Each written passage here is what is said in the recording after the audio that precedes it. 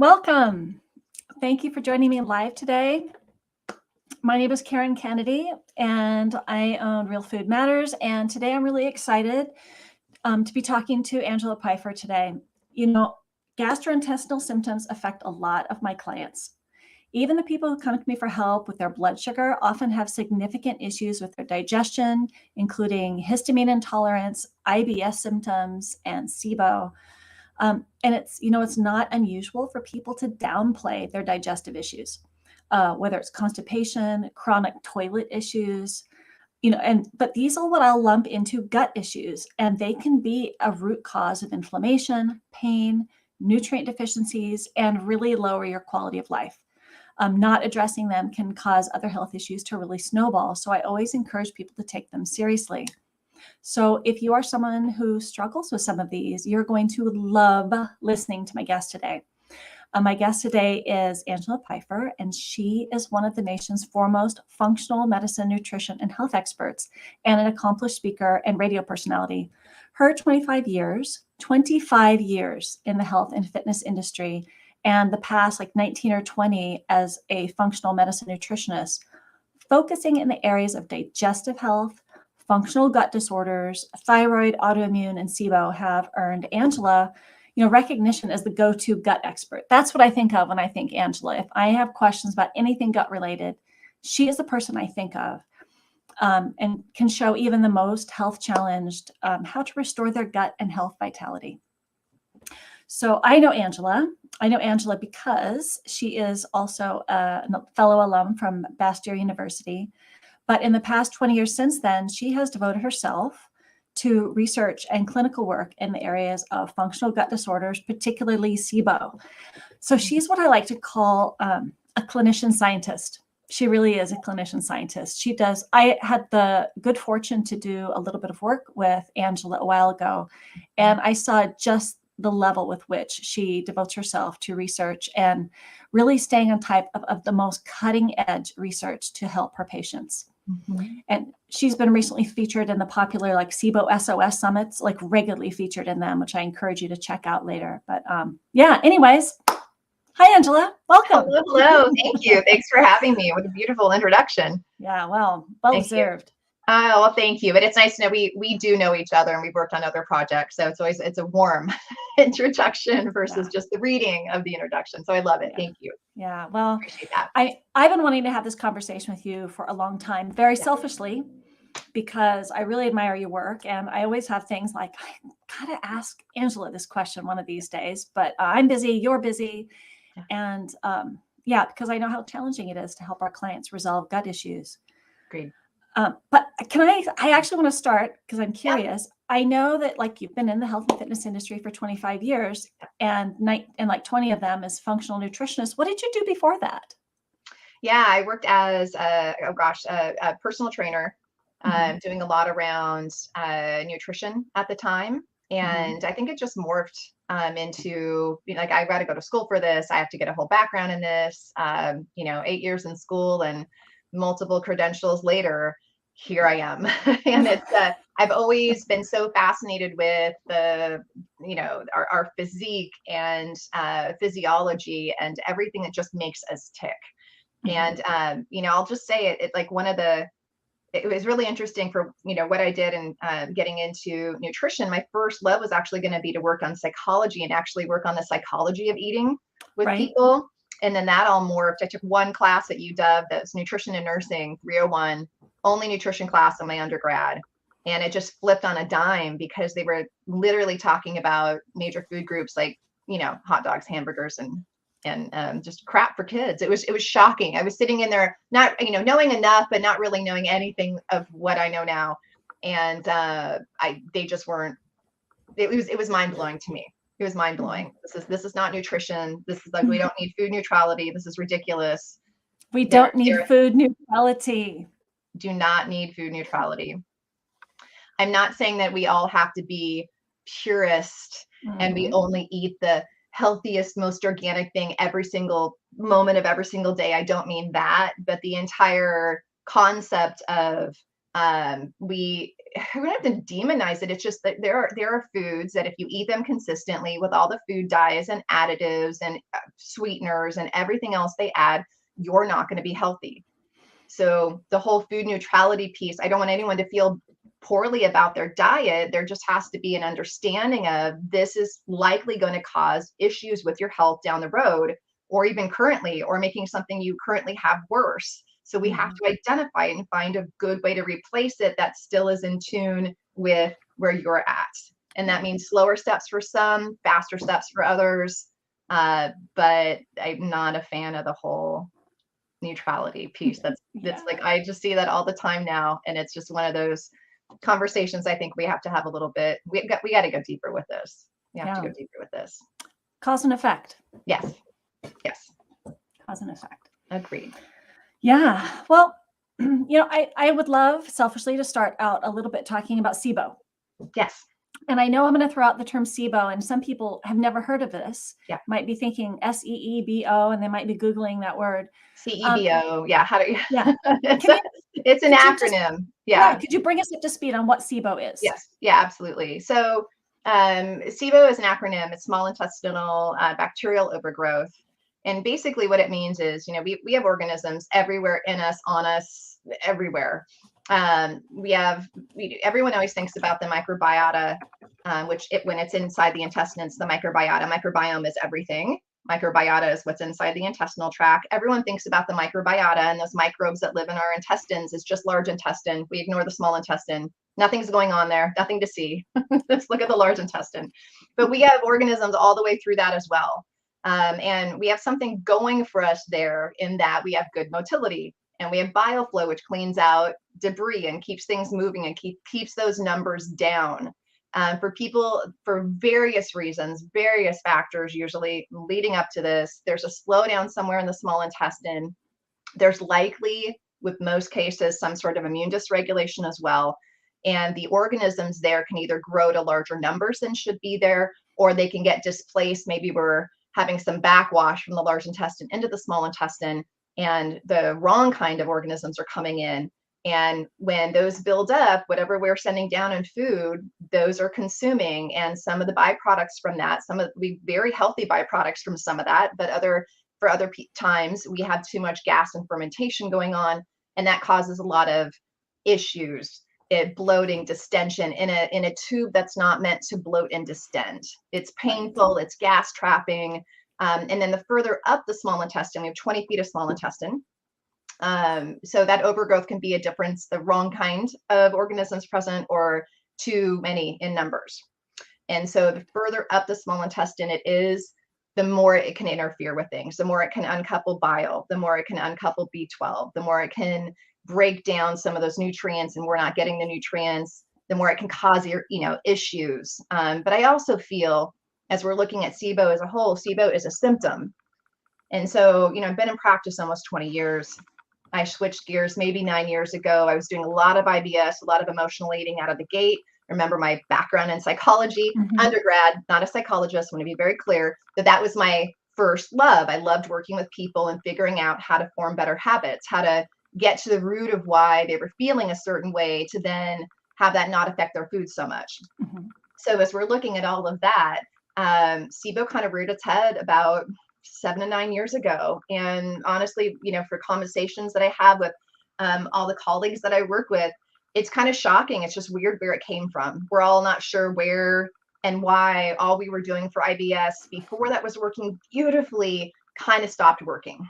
Right. So I switched gears, started working more on Sibo, and then just went deep with it. I mean, that community as a whole needs so much support, so much help. There's a lot to figure out there.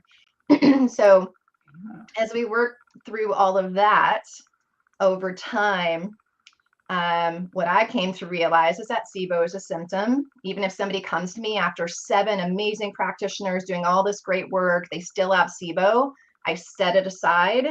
What's driving all their issues? I feel like in the Sibo community, blinders have gone on, and the second someone says Sibo, nothing else matters. This is Sibo. Kill it, kill it, kill it. You're recurrent. Now we're just going to have to maintain. That's what I feel like happens to the majority of people. Mhm. So I take a really different stance. I'm not saying they don't have SIBO. I'm saying that when I'm working with somebody, I'm not going to just go into this and agree with the diagnosis just because it's on paper. I'm not. Right. So we'll, I look more at, what's setting this up, what's driving it, getting to more of that root cause, understanding that this is a symptom. It Mhm. would be no different than somebody coming in and saying, I have reflux. Oh my God, it's reflux. Reflux is at the root of everything you have. That's what's causing everything, instead Yeah. of getting to the root cause of why they have reflux. Right. I don't feel it's much different than that. SIBO oftentimes needs to be treated, but you Mhm. can't just out of the gate go, you have SIBO, here's an antibiotic. Thanks for coming. That's Well, great. You're going let's to be so much better. then I have a question about that, because I often, when I see patients, they'll say, I had SIBO, but Mhm. my doctor treated that with rifaximin, and I felt better for a while, Yeah. and now it's back. Yeah. So I don't think it was SIBO, or it's back. So is that what you're talking about? Like you I had that. am. So for people listening, rifaximin is an antibiotic used to Rifaximin. treat SIBO. It's the soup du jour for antibiotics to treat hydrogen type SIBO in the intestinal tract, hydrogen producers. Mhm. And then we do a dual antibiotic with a couple of options, metronidazole or neomycin, for people who have more methane dominant production. So it's a different type of organism producing methane, or it's a different type of organism producing hydrogen. Mhm. So those are kind of the soup du jours for antibiotics. I'm not saying again that that person didn't have SIBO. I'm saying that in very classic presentation case example, like you just explained, if somebody walks in and their practitioner thinks they have SIBO, or they do a test and confirm it, the first step to me is never an antibiotic. It's never an antibiotic. Antibiotics should be absolute last resort. We need to look at why they have SIBO. You have to fix that first to get any treatment to work and be effective. So So that's the you're difference. saying the order of operations, Yes. the antibiotic is not first. It's No. it's It last, shouldn't or be it's in the middle. first. It shouldn't be first. Shouldn't be Okay. first. So what should be first? How do you Identifying why they have SIBO. identifying why they have Yeah. SIBO? Why? What are the root causes? Poor bile flow, liver congestion, liver inflammation, um, poor motility. What's causing it? It's hundreds of things that can cause that. Poor, hypothyroid that's not controlled. And we do have some more physical issues that people can have. Ehlers-Danlos syndrome, which is a genetic disorder where Yep. ligaments drop. They're just going to have a physical drop of those ligaments, which can cause that kind of a slowdown in the section that drops in the intestinal tract. Somebody could have adhesions. That's very physical. That has to be identified. But you treat somebody with adhesions with antibiotics, the whole setup is still there. It's going to come back. Right. You treat somebody that had with, just direct, we're just going to give you antibiotics, and you haven't corrected thyroid, and figuring out why thyroid is hypothyroid, and what's that being driven with. Like one opens the next. Like, Right. okay, this is present. Why is this present? We always have So to ask that question. so people would think of you as like the gut specialist. Okay, Angela's just going to focus on my gut. But you really have to be, you're a generalist, because you're looking at It's a a general. lot of systems surrounding this. Correct. Yeah, it always. And one of the questions I'm always asking, and I see this too, there's, some different ways that I assess somebody that I'm working with. One is I do a 90-minute intake. And I've already, when I sit down and do an onboarding with a 90-minute intake, when I work one-on-one with somebody, I've already sat down for a good hour summarizing all of their labs, all of their intake paperwork. So we do a really big deep dive. And I think a lot of people, when they have SIBO, they'll come in again, maybe being gone through some great protocols, they don't feel better. We have to start rethinking the diagnosis. Right. They have symptoms that are all over the place. SIBO is not driving all of those. It's not driving all of those. I'll look at systems and everything is affected. That's not SIBO. SIBO is not making anything better. It's still going to be difficult on the system as a whole, because now that's all flaring and you hurt when you eat. Like it's its own snowball effect. I get that. But the level of symptom set that some people have when they come and see me, and like all of these different systems are involved, We have to step back and think about what's loading the system. What is this mold? Is this Lyme? Is this massive heavy metal or toxin exposure? This isn't just Sibo. And that's where I think there's been such great education online. All of the summits are great. The master classes are great. Different podcasts that we do and talking about this is all great education. And luckily, I think as the summits have been evolved over time, they're looking at other things that can load. I even, saw some of the latest conversations with the Sibo SOS coming out and talking about mold, because when in the hierarchy of needs, parasites come first, mold comes first, Lyme comes first, toxin contaminants come first, liver congestion and fatty liver come first. Sibo's not first in any of those. So there's bigger fish to fry that settle the system down, that get motility usually moving a little bit better. And we can then take the weight off the immune system. That doesn't just regulate so much, because the immune system is what keeps the peace and balance within the intestinal tract. And if that is missed, you're probably not going to have an easy time getting over Sibo or my goal whenever we step into treatment and we're working through that Sibo piece, I want to know what's going to stick, or at least have a much better chance of sticking, because we fixed some of those underlying issues. Okay. I'm overwhelmed now. No. So I'm imagining the people listening who maybe are thinking, okay, maybe I shouldn't address my Sibo. What if I have all these things? How do I know? Like, how do you know? When someone's coming to you, I'm assuming that people who come to you, this isn't their first rodeo. They're coming in with a lot. You're spending probably more than an hour reviewing their labs. Yes. And labs. Labs. So what are you doing? What labs are you running? How are you taking them through this, the order of operations, and deciding that? Yeah, it's a really great question. I think, the way that I have set it up with private practice is, again, being able to do that lab review, being able to do that 90-minute onboarding session where I'm already primed to have that conversation. It's really through their health history timeline. We look when different diagnoses happened, different symptoms start, what major life changes were happening at that time. They moved, they had different exposures that they might have noted. That's really where I find the most information that gives me the direction to think, okay, it would make the most sense to test this. So you're not throwing out a whole banner of $1,000 of tests. You're really narrowing things down old school, going through that timeline with them. I usually recommend one test at a time, unless something is really, really blaring. And they're just like, I want to do it all right now. Okay. Usually I say, like, this is the order of testing I would do. Let's look at this one. If this is positive, this is what we're going to treat first anyway. And then we'll go on to the next one if it's negative. That's usually what I recommend. Sometimes people just want to run them all, but that's up to them. I feel like there's a better step through process with that. I respect everybody's structure on what they have for their practice. I see, when somebody comes to me after 5 years of working with different practitioners, or 7 years of working with different practitioners, and every new practitioner that they've met has run basically the same labs. I appreciate standard blood work. I appreciate a new practitioner thinks, this really sounds like mold. You think you have an exposure? Let's run this. I get that. That's what I do. But the idea that I have this $2,000 labs that I run on everybody, and I've got to do my labs because they're the most trustworthy, really irks me. It really, really irks me. I think these are, anybody trying to search for answers, especially in the functional realm, it's expensive.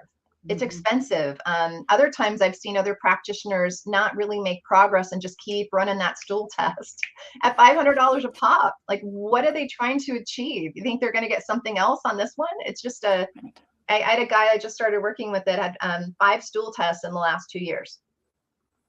I just like, why? There wasn't major treatment going on in between those.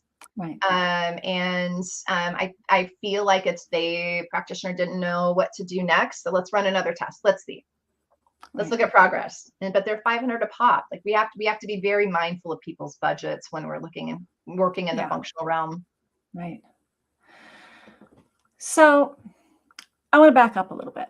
Sure.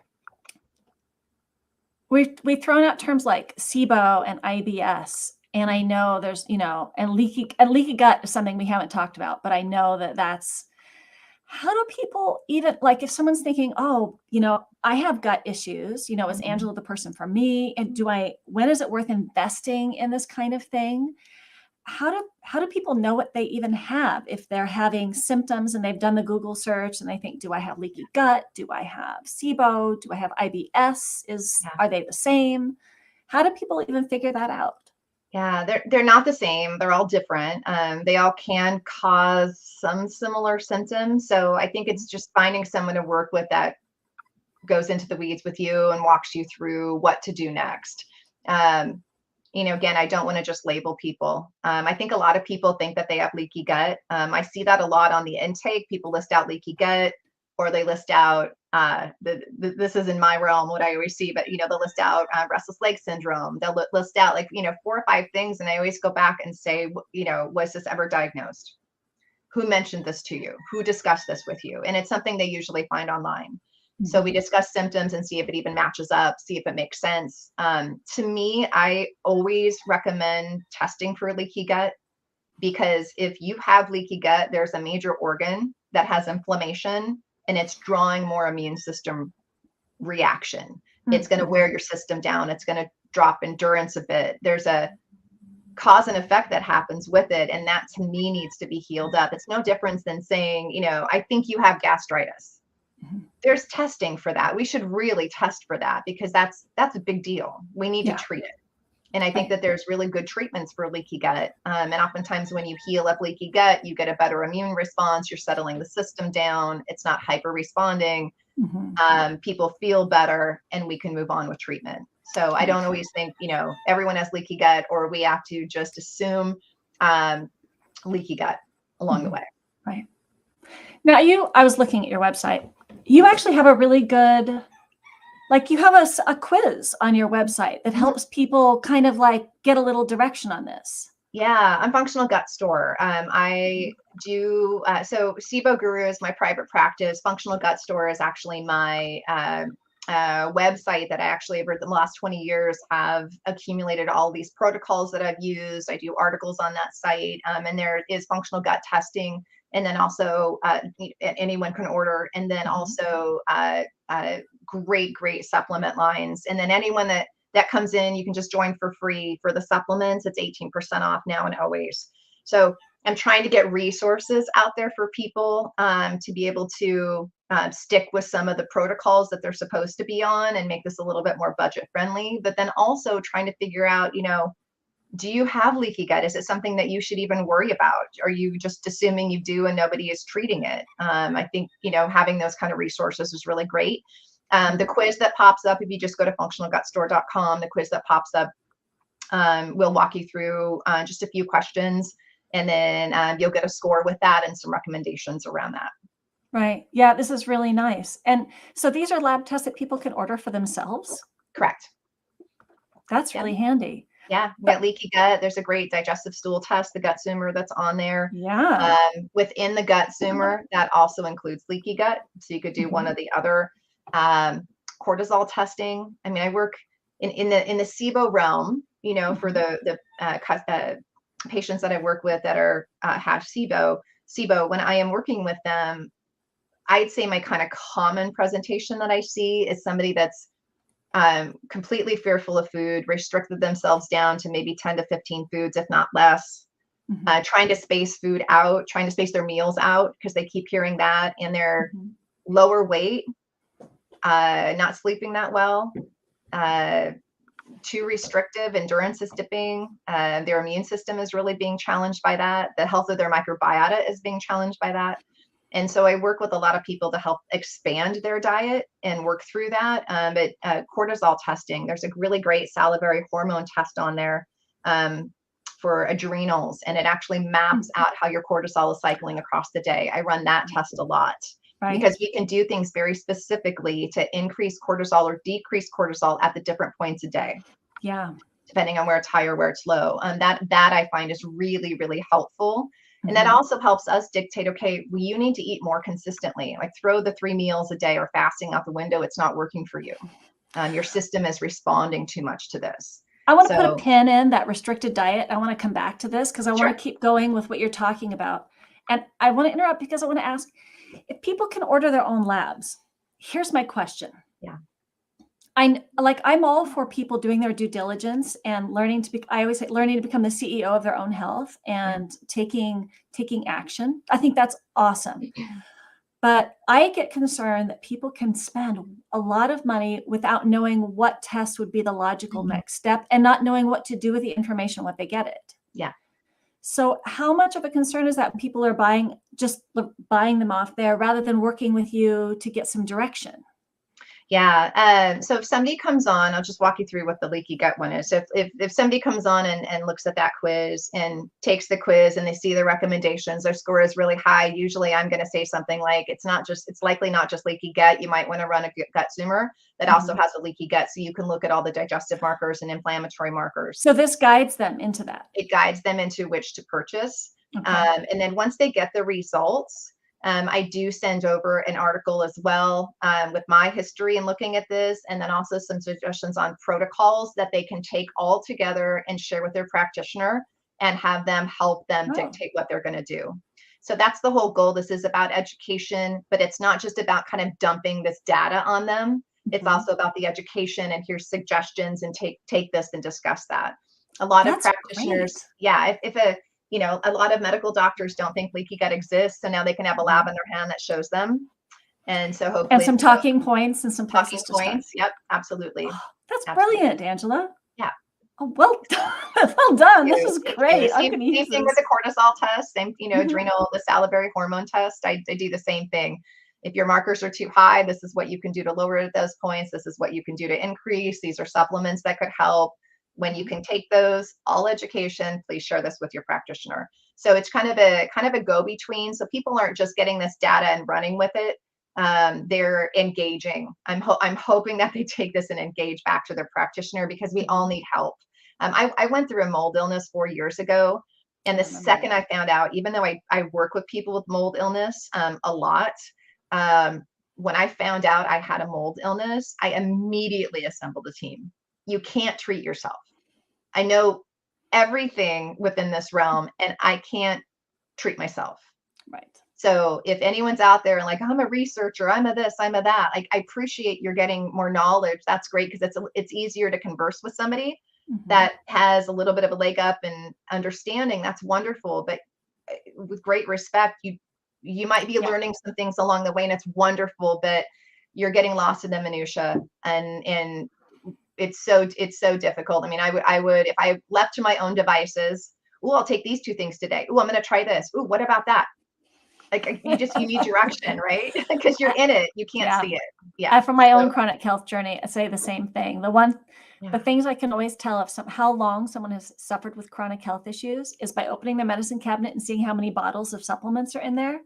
Not as a criticism, but just of them trying to do their due diligence, but not being able to focus. Yeah. And anyways, that's the main thing. And not knowing if something works. I mean, a lot of times we might add a couple of things. I'm trying to hit certain mechanisms within their system. It's not that taking that is immediately going to have the light shown and you're going to feel amazing. I'm trying to stabilize something to then come in and treat.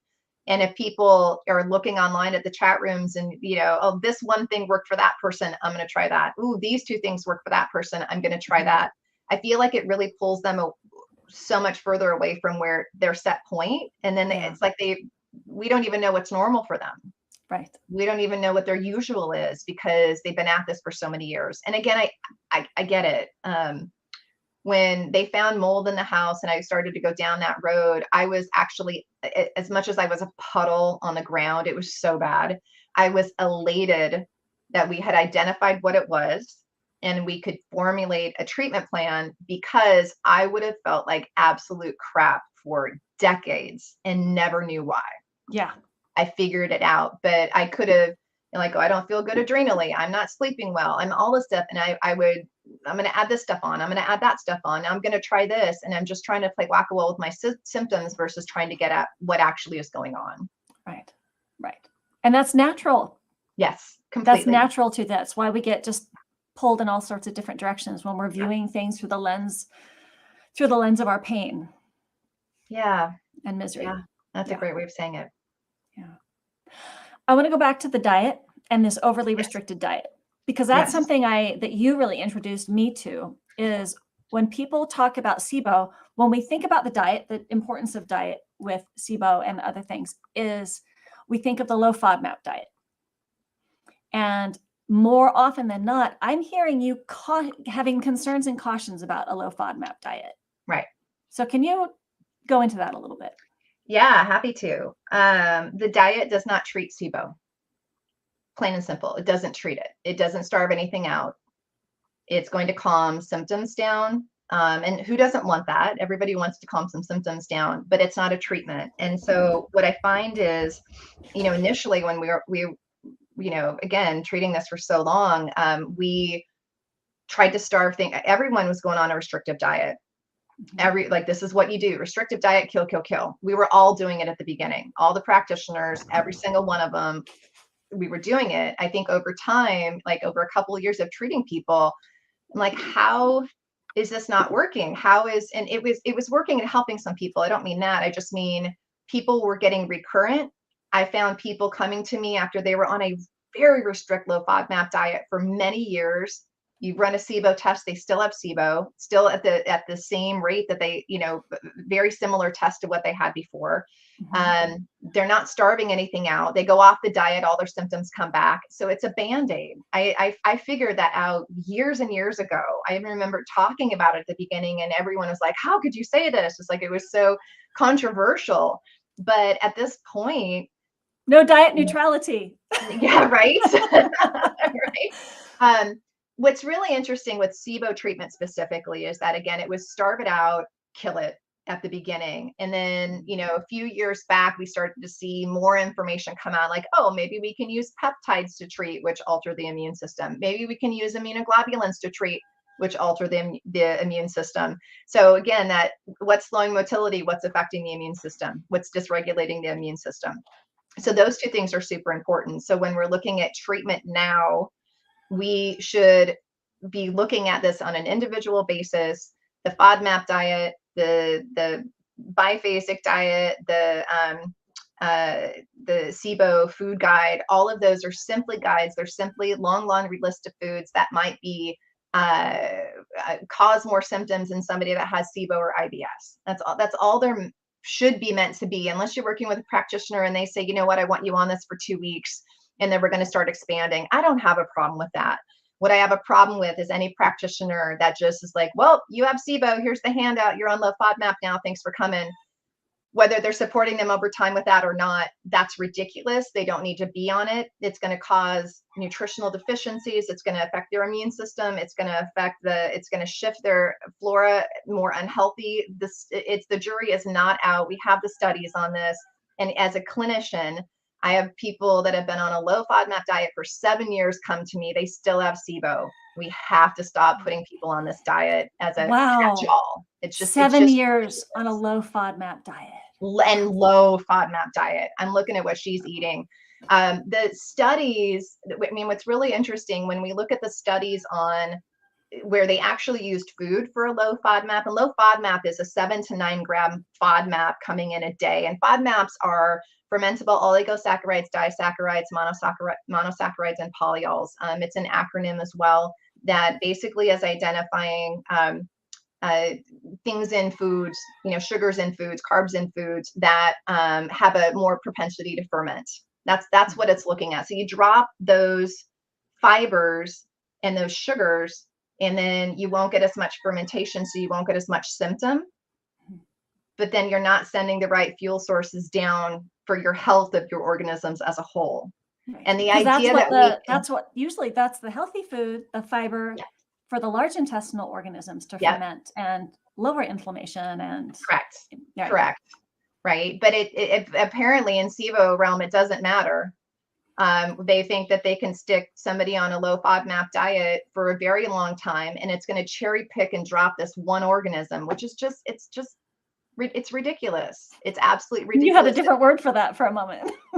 I do. I'll leave that aside. But I'm concerned about the emotional toll, the anxiety, the isolation, the effect on somebody's immune system, malnutrition, all of it. There's just it's too much. It's too much. No elimination diet is supposed to be followed long term. None of them. That's an interesting point that you just made. When I was saying there's two ways I know how long someone's been suffering from chronic health, and one is how packed their medicine cabinet is, and the other one is how restricted their diet is. Yeah. Yep. Very good point. And very good point. I see, and you must see, maybe you can speak to this, especially with your emphasis on, the psychological part of things. Yeah. Is that your cat? Yes, it is. He's like, let me in. Bill, he's so funny. He's like Bill the cat. He would just be like, open the camera, you just see a cat. I know. So you're a cat. I've had a dog barking, and I've got 2 roosters going out. Yeah, I was gonna say I hear the roosters. Yeah, that's I love it. Roosters. But back to that, I find it's very difficult to get through chronic illness without developing some kind of food anxiety bordering on orthorexia. Yep. And it makes so much sense. I hurt when I eat. I don't want to eat. How many times people say food is the enemy? I hate it. And it just, it hurts my heart. It hurts my heart, because I think part of that is the food fear that's been instilled in them with the education that they can still find online, whether the whole field as a whole is starting to shift its messaging. Everything is still there that's been up there for the last 9 years. So, and some people are just continuing to beat that drum. So I think part of that is the fear piece and anxiety piece that was instilled in them, that they're going to you eat, you have a symptom, you're going to continue to feed these organisms, and you're never going to get better. I think having a big flare is very emotionally draining for people. And so, they don't know what to eat. They have a hard time staying on a more varied diet because of that fear that they have. And then that all just snowballs. It does. Yeah. Instead of kind of stepping back and going, let's work on digestibility. Let's get you chewing your food more. Let's increase water and grains and cook them longer. Let's think nut butters versus whole nuts. Let's let salads go for a little bit. Let's cook all your vegetables. Like, there's ways to kind of settle down the digestive piece. And then also working on getting more into rest and digest when you eat. Because if you're worrying about reacting to the food that you're going to eat and you're all worked up about it, you have 5% blood flow at that point going to your digestive tract and organs, versus 5%. When you're rest and digest, it's 50%. Like, it's crazy. It's crazy difference. You're not going to digest when you're stressed out. You won't. You're diverting resources away from saliva and digestive enzymes and stomach acid and that whole signaling cascade that happens. So we've got to start with the basics and settling people into this. Most people are going to have to adjust their diet. We can look at that list a bit and just say, does any of this make sense? People kind of know, gosh, I'm lactose intolerant. That's part of it. They might know, gosh, I just can't do garlic. Doesn't necessarily mean we have to pull all the fructans. We have to look at that individually. We just do. So you're one of the more well-resourced clinicians that I know. Lots of testing, but your big go-tos for this let's make food more digestible. Let's look at your nervous system. Let's do the really unsexy low-hanging fruit. Yeah. That's where the work is. Yeah. Settling down the mind, chewing until your food is liquid because it turns on cranial nerve 5, which is the vagus nerve innervation. Making food more digestible, and probably adjusting some of the foods so that they're a little bit less triggering, but that trigger is going to be so specific and individual to every single person. So there's adjustments that get done in the beginning when I'm working with somebody to kind of settle all that down, but it's not, again, I rarely get someone out the gate saying, hey, I have this positive Sibo test. I haven't done anything yet. The person that I get is, again, 5 years of treatment. Now we have to unravel 6 rounds of antibiotics and a really restrictive diet when the person was already unhealthy to begin with because this got set up. That's really hard. That's hard. Really, really hard. It's hard. It's doable. It's all doable. But it is really hard. I think that they also get into a really emotional and sad state because they've tried everything at that point. So again, I work on the stability and the foundational stuff while we're trying to figure out what's going on, because if you've been through multiple rounds for SIBO for treatment and it's not working, we have to rethink the focus of treatment, and we have to look at what else. We have to expand our vision, get the blinders off, and figure out what's going on with the system. Right. Okay, next question. You're trying to figure out what else is going on with the system.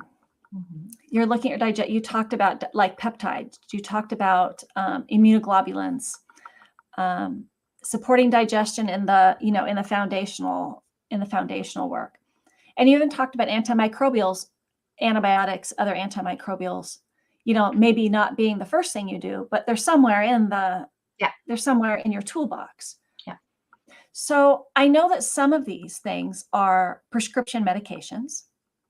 And I know, because this is what we use too, I know some of these are what we call over-the-counter. They're nutritional supplements, they're botanicals. Yeah. How much of what you do is how much do you collaborate with prescribers, and how much do you just use nutritional supplements? I'd say I do both, and it just depends on what the person needs.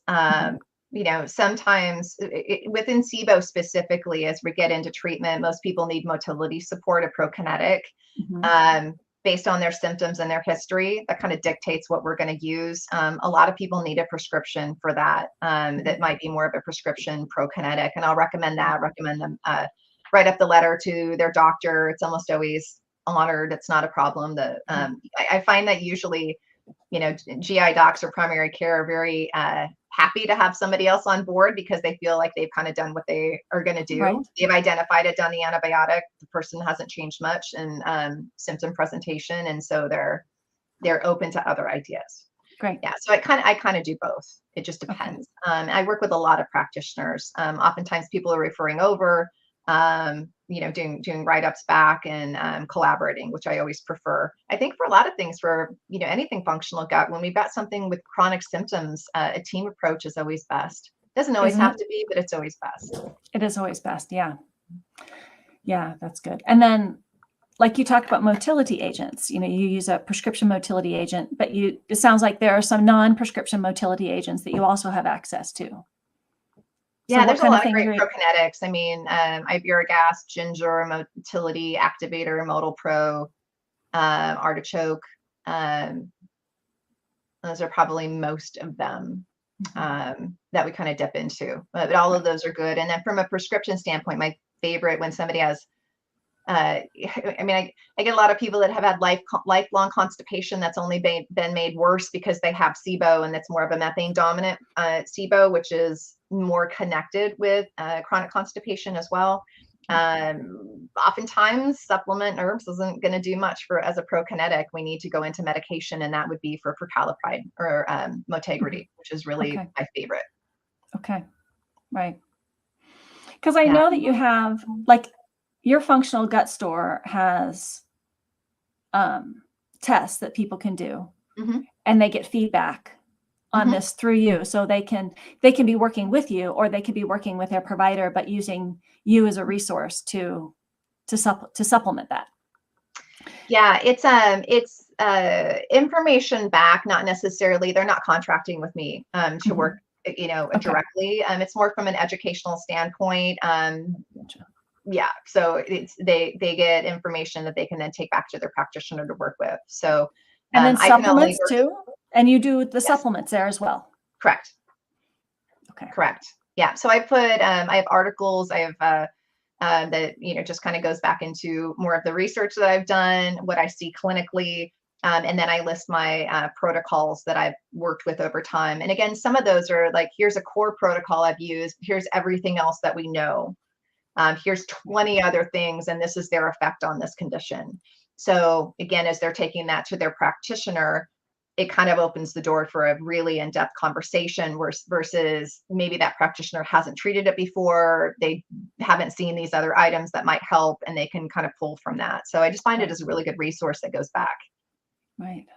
Yeah, this is a great resource. Yeah. So if you're listening to this, whether you're like if you're a client who are a patient looking to improve your situation and maybe bring some new information into your to your patient care, this functional gut store is a really nice resource that is really worth looking at. But I think as a provider too, I think providers could really make use of this. Yeah. Yeah, Agreed. I think that's what it's for. So what are some of the other, I know you've got this, what are some of the other resources that you have for people? And then the other resource I have is simply Sibo, which is a low FODMAP recipe site, which is really funny because I've been talking about low FODMAP, not too happy with that. But again, why I created that, there's about 800 low FODMAP recipes on there right now. And it's a subscription that people would join. They can adjust for allergens and all. But why I created that and really had some really great contributors with that, sharing all their recipes from their books and all, is because, again, you have this long laundry list of things that you're not supposed to eat.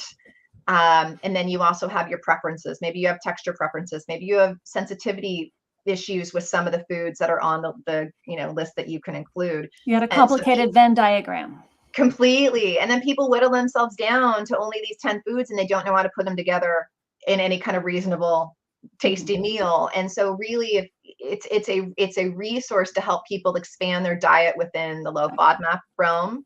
So you entered and then the fray. expand past there. That's how I kind of look at it. Some people are so knee deep in their ideology with this, even people that I'm working with, they're so afraid to try anything. The first thing I'm going to do is help them expand within that realm.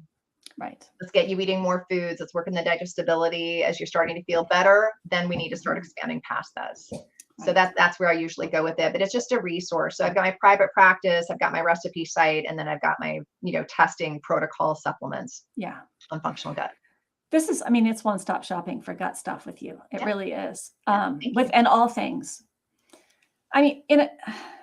From what I'm hearing from you, the way you've got me thinking about how you approach this is that, you're really, rather than thinking SIBO, what can we restrict? You're thinking SIBO, that's the iceberg that you see on top of the water. Yeah. And you want to get underneath there and saying, why is the SIBO here? Because I don't want to be dealing with this for the next 7 years with you. We don't want to be dealing with this. What's going on underneath? You've tried chipping away at the top of this thing. Let's chip away at the bottom and find out what created the conditions for the SIBO to happen in the first place. Correct. And let's start supporting the body in those areas. Yeah. And then maybe we can chip away at the top and have some success. Is that correct? Yeah. That's a beautiful way of saying it. Yep. Yeah. That's really great. And I love the way you talked about the way you use labs. It sounds really intelligent, a really thoughtful way of it sounds like you're peeling the onion away. Like, okay, this is the answer I need to direct our treatment. Yeah. And then let's see what happens. Yeah. Yeah. We have to do that. We have to do that. We have to look at, again, each person as an individual. There's so many people out there that have gone to their primary care, which, again, we need everybody out there. I have great respect for all modalities. Everybody. They go to their primary care. They feel like absolute crap.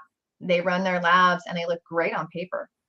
They do. Isn't that terrible? Great on paper. Everything's good. Everything's great. I don't know why you hurt.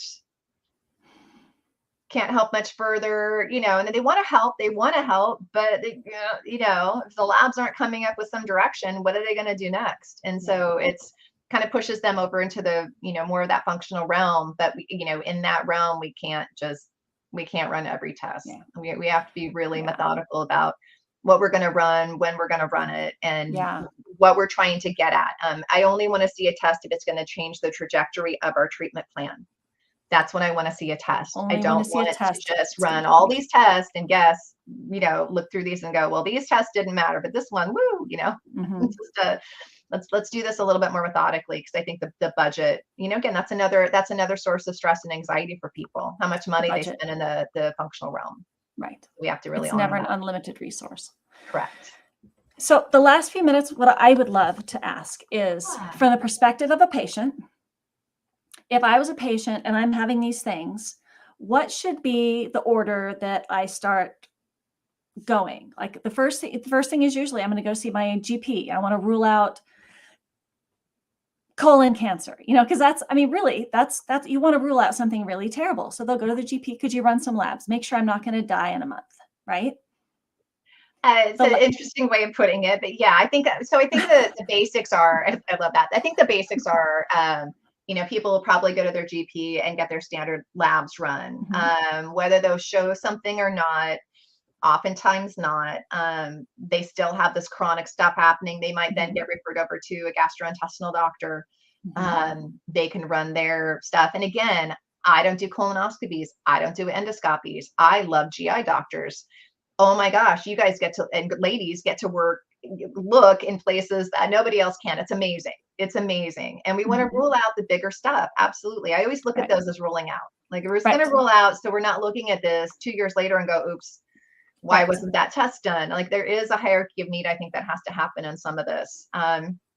Does everyone need a colonoscopy? No. I've seen I've seen people in their 20s get 3 colonoscopies, GI doctor shopping. It's just, that too is really irritating to me. I can forgive the first if there is a really good indication that somebody's in a wasting state, inflammation is up, calprotectin is up, like EPX is up, like there's inflammatory markers that are indicating this is a really good idea.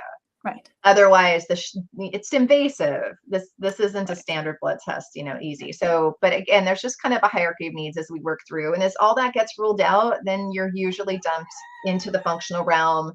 And hopefully you find a good practitioner that works with you and gives you the time that you need to get better. And I think that's a big part too. I know people kind of push back on some of the subscription models or programs that people have. But I developed programs from the very start, because when I worked at the clinic in Bastyr, I saw very quickly that you give people fantastic suggestions.